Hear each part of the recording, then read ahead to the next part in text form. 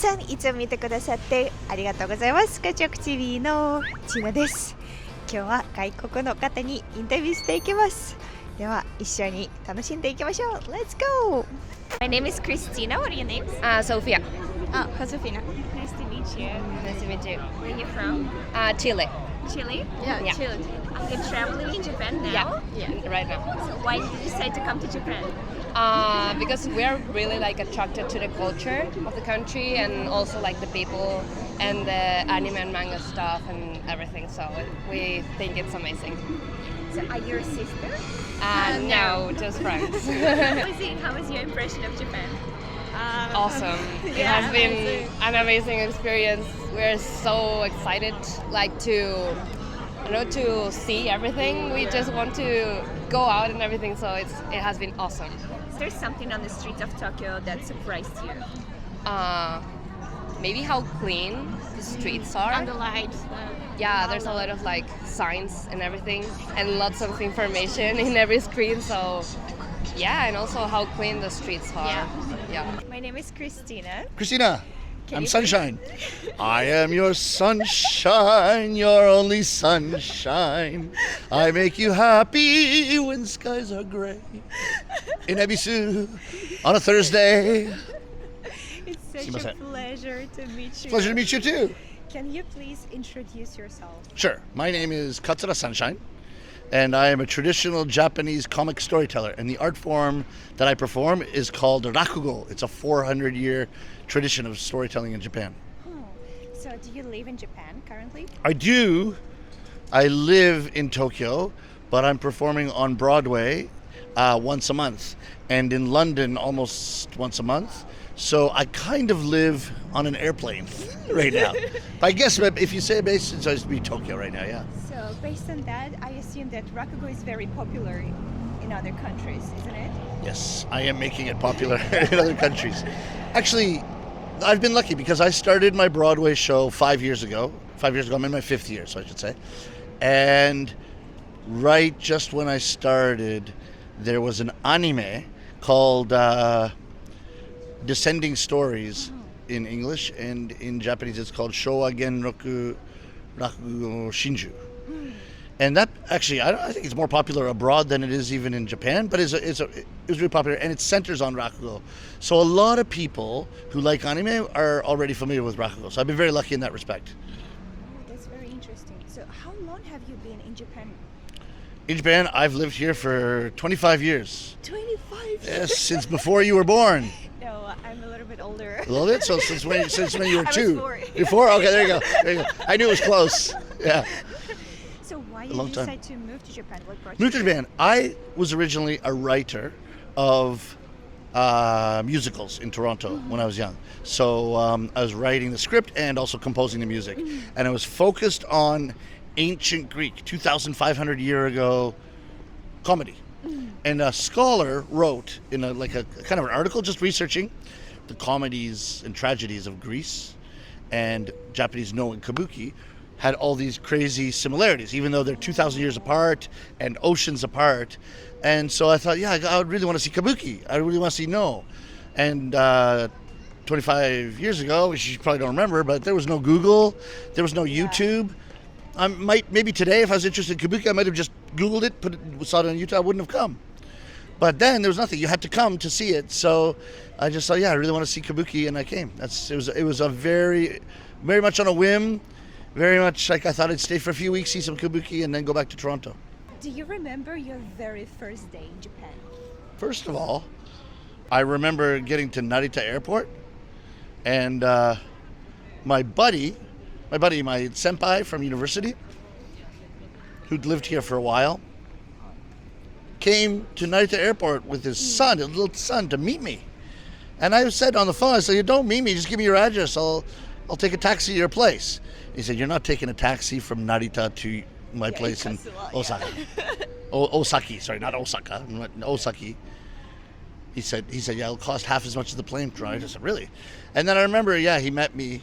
I said, well, just give me your address, I'll find you. He said, no, addresses are complicated in Japan. He said, There's no street names, and anyway, you'll figure it out when you get here. So I had no idea what I was getting into. I was like, no street names. And he can't give me an address. I can't find it, especially no Google at the time, right? As I said, no Google Maps.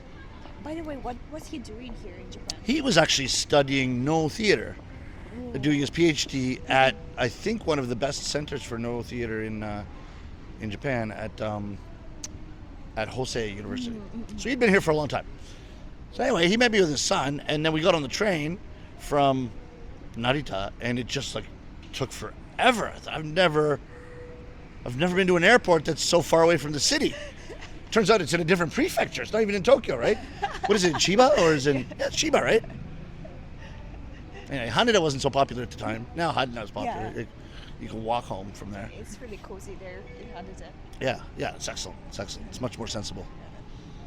Nothing against Narita, just in case Narita wants to sponsor a performance someday. I just want to say, just saying, you're in a different prefecture, okay? It's not Tokyo. It's Chiba. They should call it Chiba International Airport. So at that time, Yeah. was there something that really surprised you? You know what I was really surprised about? Number one, how fun and crazy and lively Japanese people were. Especially like a yakitori restaurant where it's just counter and everybody becomes friends. Because at the time in Toronto, the only thing we had was sushi as far as Japanese food, and they tended to have this like kind of playing to Japanese stereotypical tradition. So like the koto music, chong, king kong. Very quiet and nice shoji walls, and the waitresses would be in a kimono. And so very quiet, very exquisite, very precious. So that's one side of Japanese culture, of course. But and they tell you that hanami is cherry blossom viewing, and so you think people are with their like bangasa and the cherry blossom and the cherry blossom, so exquisite. You get here and it's basically Woodstock.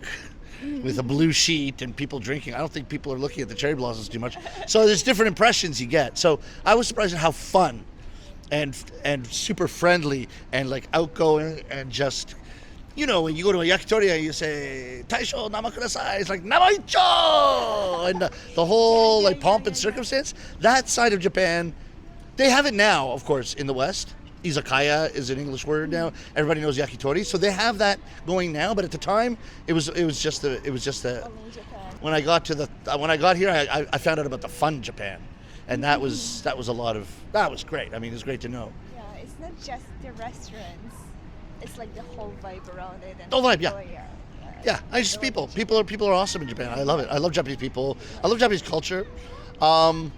Some like maybe I want to be cultural about things, but some Americans come here. It's like you can't get a Japanese person to tell you what they really feel. It's hard to know what they're thinking, but it's like, no, it's not. It's just like have a drink. Anyway, it's just like everyone else. But so have a drink with. In the work situation, there's like a hierarchy, and it's like, to be honest, I don't want to hear what you really feel in most situations. We're gonna become friends, but I mean, I found it just as easy to make friends here than anywhere else, maybe even easier. But that I actually like that. And as a Canadian, I don't know if it's Canadian culture that's closer to Japanese culture in that way, but it's just like we're a little bit more reserved. Keep a distance until like we take a bit more time to get to know you, and so not just like.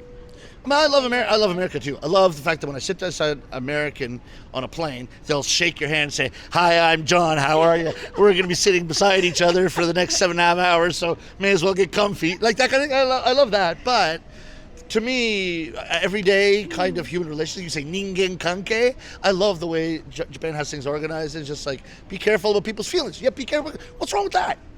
What is wrong with that? Just be careful about people's feelings of it. Like, how is that a criticism of Japanese culture? I have no bloody clue.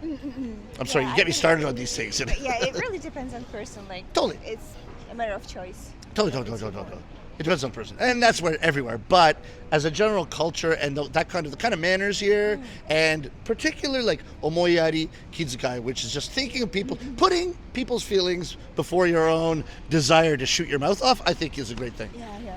A great part of Japanese culture. I really found it comfortable here right away, even though I was making mistakes in manners and stuff like that. Even then, I do wish they'd correct you a little bit sooner than they do, because I had some rude habits here, and I didn't know for years.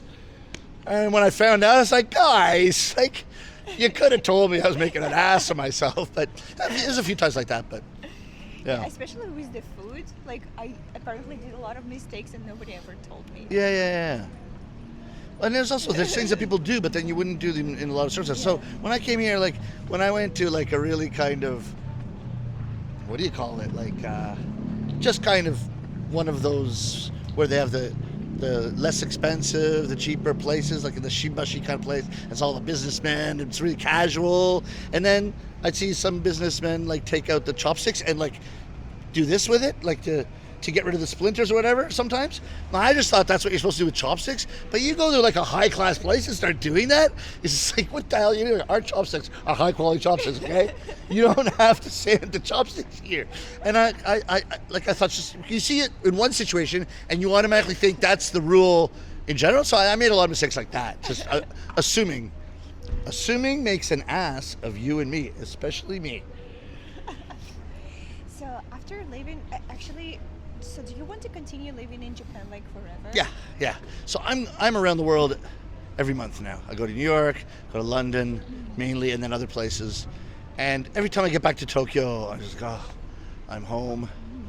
I just think I love the food here. I love people here. I love my community here. And you know the song New York, New York, like I want to wake up in a city that doesn't or that never sleeps, right? Like New York, I'm in New York. I half lived in New York for a couple of years. Now I'm in New York every month. Let me tell you, the city that never sleeps is Tokyo. Hands down. New York, of course, there's nightlife, but Tokyo is across the board open to 5 a.m. and you can get pretty normal, good izakaya food until 5 a.m. You can find, like, if you're into clubs, I'm sure, I don't know about that part of it. There's so much to do. Like, the city that never sleeps is here, not New York. I'm sorry. Frankie got it wrong. But I don't know if he was in Tokyo. So that's the problem. He didn't come. Love it. Yeah, so I'll spend the rest of my life based in Tokyo. But I love the vagabond life right now, especially now. You can understand 2 years of COVID. I was in my apartment the whole time. Like, I can't take a plane and I can't do shows. So I am very, very grateful for the ability to get on a plane, go to New York and perform my show on Broadway. I think I took that stuff for granted until COVID. I think COVID, if it did one good thing, I think it made us all realize what we took for granted. And so I appreciate, every opportunity in that respect and all that. But I love Tokyo, yeah. I'll stay here, yeah. And this is the last question. Not at all. What is your favorite Japanese food? I like Wagyu. Oh, yeah. So the shimofuri. As you can see, this is marbled. The meat I eat is marbled, and my meat is also marbled. Shimofuri. Eigo. See, I speak Eigo, and my stomach is also Eigo. Eiyon tamari. My name is Christina. What are Okay, you? Giulia. Daniele. Nice to meet you guys. Nice to meet you. You're from Italy, right? Yes. How long have you been in Japan? 10, 11 days. 10, 11 days. What did you do? We turn around the city and visit as soon as possible a lot of beautiful place. So only around Tokyo? Or Yes, also- Tokyo, Osaka, Kyoto. We made a tour. Wow. Yes. So what brought you to Japan? Why did you decide to come here?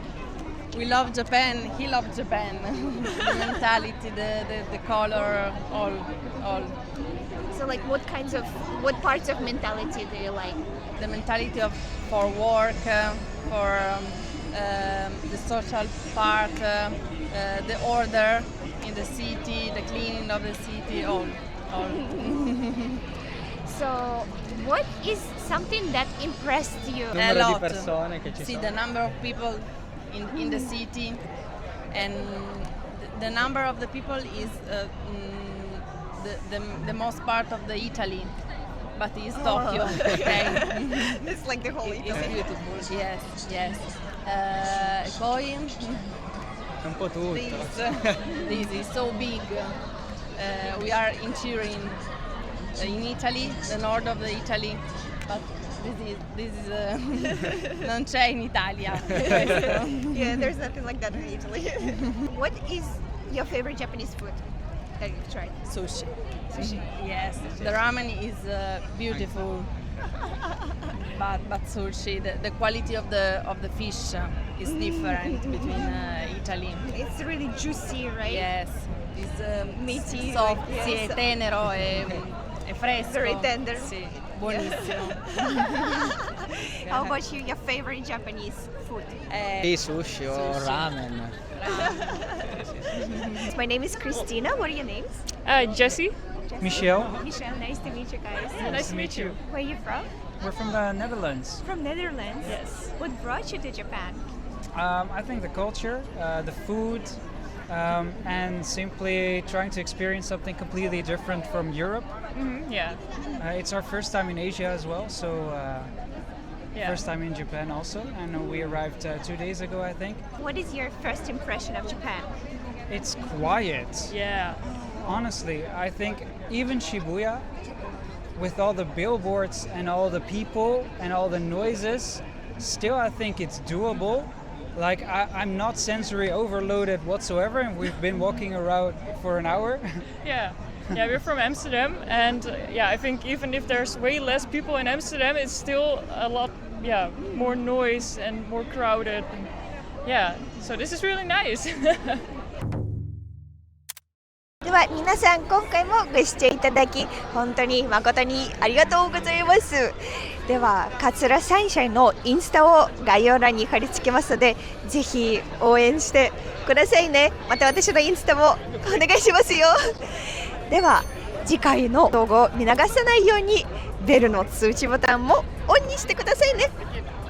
では See you again!